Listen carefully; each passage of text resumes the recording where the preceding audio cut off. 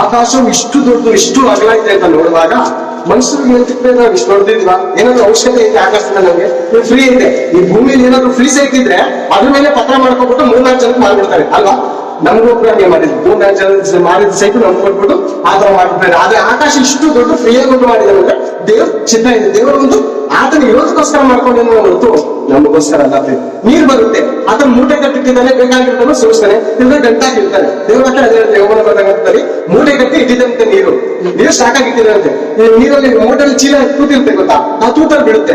ದೇವ್ರಿಗೆ ಯಾವ್ದಾದ್ರು ಕೋಪ ಬಂದಾಗ ಚೀಲ ಬಿಸ್ತಾರೆ. ಅಲ್ಲಲ್ಲಿ ಜಲಪ್ರಾಣಿಗಳು ಬರುತ್ತಾ, ಭೂಕಂಪಗಳಾಗುತ್ತಾ, ಅಲ್ಲಿಗೆ ಸುರಿದಿ ಅನೇಕ ಜನ ಸುನಾಮಿ ಬಳಸಿಬಿಡ್ತಾರೆ. ಅದೇ ರೀತಿ ಆಕಾಶ ಯಾಕೆ ಉಂಟು ಮಾಡಿದ್ರೆ ಅಂತ ನೋಡುವಾಗ 66 ತಲ್ಲಿ ನೋಡೋಣ.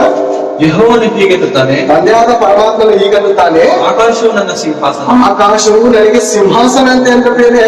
ಈ ಚೇರು ಏನಾಗಿದೆ? ಸಿಂಹಾಸನ ಆಗಿದೆ.